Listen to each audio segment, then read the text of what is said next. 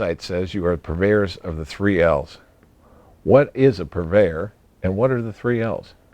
Purveyor is a term that actually goes back to Old England, the 17th century. It referred to a group of people, or sometimes one person, who would buy things for the royal family. They were purchased at appraised value rather than retail value. That practice was stopped in 1660, but the term still exists today. And today, it generally means someone who is a merchant of fine goods with a expertise. And what are the 3 L's? The 3 L's refer to the primary motivations that someone has when they buy a natural rare colored diamond: love, luxury, and legacy. I thought you were a new jewelry store in Sacramento. No, we have no retail outlets at all. Our headquarters is in Miami. Our cutters and polishers are in Tel Aviv. And we have private showrooms in New York, Hong Kong, and Shanghai. We distribute these exquisite rarities through carefully appointed independent diamond agents throughout the world. So it's not new, and it's not in Sacramento, and you don't deal in regular diamonds? Rather, we prefer to think of ourselves as concierge jewelers, or providing a concierge service for natural rare colored diamonds and other luxury items. What is a fancy colored diamond? What's the difference between those and the regular diamonds I get down at the mall? Well, clear diamonds have always been sought for their elegance, but they are no longer as rare as they used to be. As an example, for every 10,000 carats of clear or colorless diamonds, there is only 1 carat rated true fancy color. Wow. Now, well, let's take a look at fancy colored diamonds. Another way to look at it, just to illustrate its rarity, the color red. The color red is the rarest of rare in the fancy colored diamond spectrum. There is only 1 carat of red fancy colored diamond for every 310 million people in the world. Why would somebody want a fancy colored diamond? It's a great question. It goes back to the 3 motivations: love, luxury, and legacy. Love seems to be fairly obvious. If someone wants to make a spectacular statement, or to say, "I love you" in a spectacular way, you'd be hard-pressed to find a better way than to do it with a fancy colored diamond.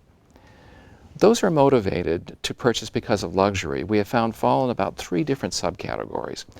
The first is a connoisseur. They have the financial means to purchase, and they're going to wear it. They just enjoy the beauty of it. They enjoy it that much.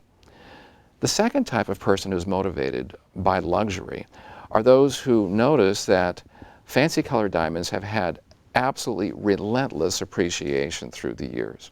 So a person who is an investor or has a profit motive will buy a fancy colored diamond with the goal of selling it in a few years. Then there are collectors. Collectors absolutely love this art form, and they will collect many diamonds over their lifetime, enjoy them while they're living, and then either pass them along to the loved ones, or more than likely, they will sell them and build a hospital wing in their name. The last motivation came, quite frankly, as a bit of a surprise, but now we are finding that that is really one of the largest motivations, and that is legacy. It's the concept, the idea of giving a tangible symbol of who we are to someone that we love. And if you notice, no matter what your motivation, love, luxury, collector, investor, it all eventually will become legacy. That really sounds true. So who are the people that buy fancy colored diamonds? Are there people we would know? Well, of course, there's always the celebrities. Carrie Underwood, Heidi Klum, Halle Berry, for instance. Even Ben Affleck and Mark Anthony gave Jennifer Lopez 2 fancy colored diamonds. No way. Yes. But it's not just limited to celebrities. Anyone who has the motivation of love or luxury or legacy is a good candidate for a purchase. So how did you get into the colored diamond business? I'm sure there's a great story behind that. Well, I've been involved in finance for many years. I still teach economics and finance at university level, and I used to have a radio show for many years and did some television all around the area of finance. I used to receive this publication that would declare or kind of rate what was the best performing asset for the previous 12 months. And continuously, the number one performing asset were collectibles. Collectibles. These are non-traditional investments. So it would be art. It could be a bronze or statuette. It could be an antique car. And yes, diamonds are in that area. I was always intrigued by them, but I really couldn't do much with them. So I just continued on in what I was doing in the world of finance and teaching and so forth. And then one day I just received an email. And it was all about fancy colored diamonds. And I was so intrigued. So I called the company and got to know them. And I found out over time that many of the things that I could do from a management standpoint is exactly what the company was looking for. And here I am now, the Executive Vice President. So we know a little bit about you, Todd Peterson, but what about Adam Lowe? What's his story? Adam Lowe has been involved in collectibles and luxury services really his whole career, which now expands greater than 16 years. And through an unlikely series of events, he was introduced into this very, very tight community of diamond dealers. This was really on a global scale. He was intrigued, and he wanted, after traveling around the world, investigating the opportunity and discovering that there was no one really specializing as a wholesaler of natural, rare, fancy colored diamonds, he decided he was going to enter that particular space and develop a company. He, through the diamond market, is a primary supplier of rare, fancy colored diamonds to retailers around the world. And it was later he decided to develop a second line of distribution through independently appointed diamond agents. Okay, so what is a legacy jeweler? And what does a legacy jeweler have to do with colored diamonds? It's a great question. Now, remember, we talked about the 3 L's again. We're focusing on legacy. And this is someone who wants to transfer wealth and values from one generation to the next and leave a tangible reminder of who they are. So if I want to get a colored diamond for one of these L reasons, how do I do that? Do I just go to a website and look at it from a picture on site? No, we're far more personal than that. If your motivation is love, we want your involvement to a limited degree. We would like to know the size, the cut, the color, what's most important to you. We will work with you before we build that jewelry. If your motivation is luxury, typically people will just let us build the diamond piece for them because their motive is the potential of its profitability with the chance of selling it later on at a profit. But if your motivation is legacy, we really want to know you as much as possible. Not only are you going to be involved in the design of the piece itself, but we want to know what you are trying to accomplish. Are you a parent, grandparent? What are the things that have been most important to your life? These are the things we want to capture in that piece that we're going to custom design just for you. So let me put my scrutiny hat on for a second. How do I know that the diamond market have the good stuff? What's to stop me from going down to the Costco or the mall and picking out a diamond? There are 3 primary reasons. The first is that all of our diamonds are conflict-free. You would be surprised that that is not necessarily the standard of other jewelers around the world. Secondly, it is custom made to order. It is not generic. And then thirdly, it is really a concierge class service. We take the time to personally know you and understand your legacy, what really makes you you, before we build this piece. This is not like going to a fast food diner. How can that be? How can you do non-assembly line custom work and still charge less than retail? Well, we buy most often directly from the mines, and usually in person. We also have our own cutters, our own craftsmen outside of Miami, and most importantly, we do not have the huge costs associated with floor space of retail stores. I've heard there are financial reasons for fancy colored diamonds. What can you tell me about that? Well, first of all, it's a hard asset, and people are attracted to that because it's stark contrast to a paper asset. Because of its appreciation, people tend to look at it as a capital preservation or a store of value.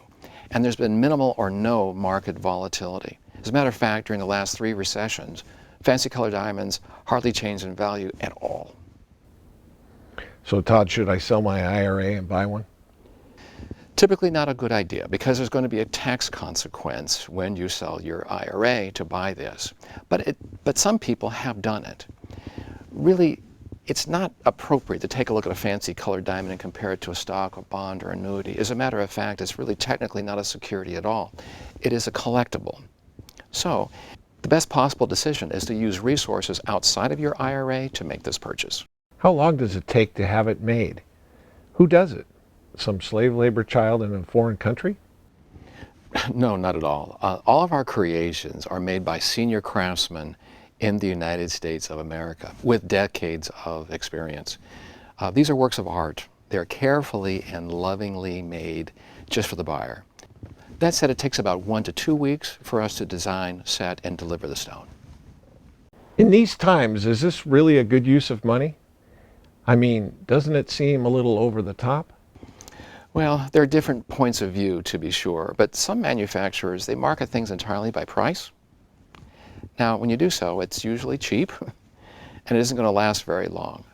You can use it, throw it away, and so forth. Very limited use. But there are some things that continue to hold their value. For instance, a Rolls Royce, a house. Colored diamonds fit into that category. As a matter of fact, for over 40 straight years, fancy colored diamonds have continued to appreciate in price. We like to look at this as fancy colored diamonds, which are luxury without extravagance. How long does it take to receive my diamond after I order it? What if I have an upcoming event and I need it fast? Well, as I said, it will take about 1 to 2 weeks for us to design, set, and deliver the work of art to you. But if you have a deadline that's really important to you, we'll work with you and do our very best to meet your needs. How can a buyer be sure of its value? Do I just take your word for it? No. First, we have a GIA certification. That stands for the Gemological Institute of America. They are the world standard for the certification of all diamonds. And that comes along with every single stone, every single fancy colored diamond that we represent. Secondly, as far as we know, we are the only company that will also provide an independent third-party appraisal of this work of art that we have built just for you. Now that is very significant.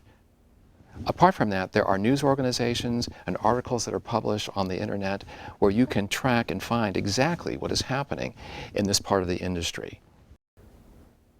Todd, you mentioned a lot of colors a while ago. Can I get any color I want?